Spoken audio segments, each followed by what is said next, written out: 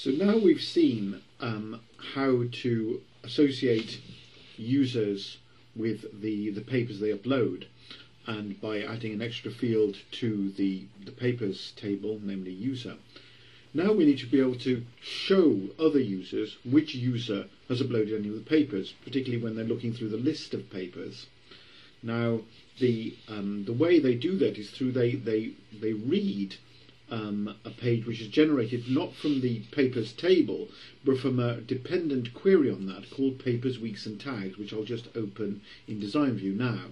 This is papers, weeks and tags, which is a mixture of the papers, the weeks and the tags table, and it's through this that we actually generate the page which shows the list of papers.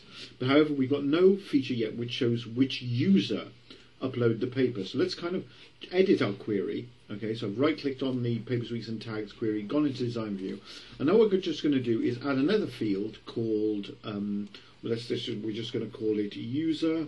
Okay, and it's going to come from the papers table, and it's going to be shown. Okay, so that is how we've done that. Now let's kind of save that.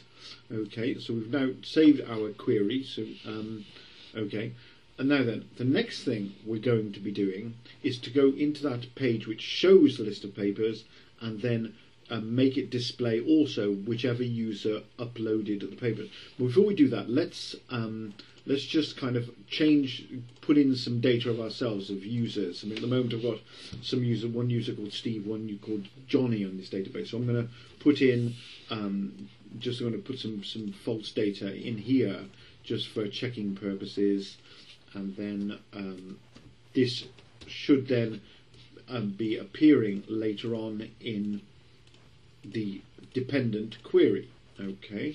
So hang on a minute, and so I'm just going to carry on going through there, and in order that we get some data into this sequence.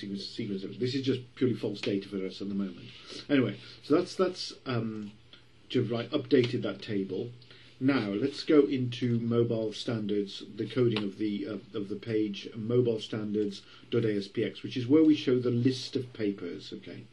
Now okay, and we take this list of papers from the query papers, weeks and tags, which is the one I've just amended. Okay, so now if you remember, the way we actually displayed stuff was by doing a select distinct query, which went through all the fields we wanted to display, but only one where all of those fields were identical.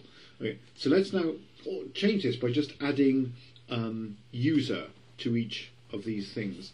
The only problem is user is sometimes regarded as a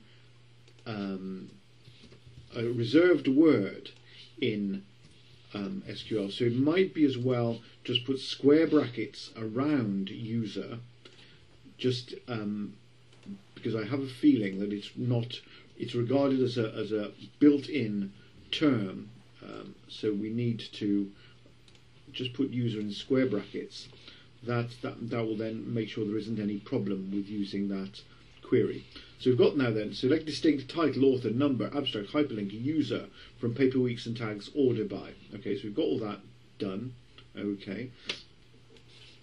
Now then, okay. So now let's now go down. And now here, so what we will need to do is, I've actually been editing it before this lesson, but I'll just explain now what we need to do. We need to add, if you remember the look of these pages, they have a kind of author, title, and week in kind of a small row, followed by a much wider row which spans 3 columns, which contains the abstract. Okay, so what we're going to do is add a further column into this, which is going to be the user column, so whichever user uploaded. Okay, then we're going to make sure that also appears, so that's the heading line here. Then underneath we're going to add an extra thing, so we're going to add an extra cell which is going to show the user data. Okay, Okay, but that's going to add an extra cell into the row. So therefore, whereas previously it said column span equals 3, now we've got to move it to 4. So but before doing this practical, I've actually already saved it as 4. So anyway, so that's what it should be. Okay, and so we've done the thing. We've changed the table to add the user. We've kind of then changed the query to make sure that shows the user as well. Then we've changed the SQL here, okay, and finally we have made the span of the big fields, which cover abstracts and stuff, much larger. Now let's see if that actually works. So it's a while since I've been using this, so probably it's going to prompt me to log in before I can do anything, because the various cookies will have been reset. Okay, and therefore I will need to log in again, most likely. Okay, so here it comes. Okay, so I'm going to log in as Johnny this time. ZHONNY. Should put in my password automatically, and then I'm going to log in. Okay. Now, if this all works as it should, what we should see is the list of papers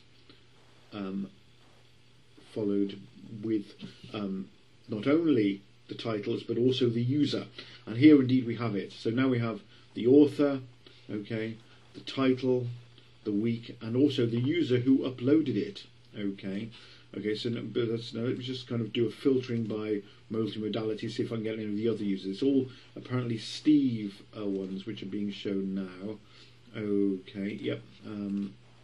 I think test tag might have been deleted actually. So yeah, for some reason I can only see the Steve ones. I can't see any of the Johnny ones. I'm not sure why that is, but anyway, I mean, that is what we're trying to do, is to actually show which user has put in which paper. Okay, so now let's continue.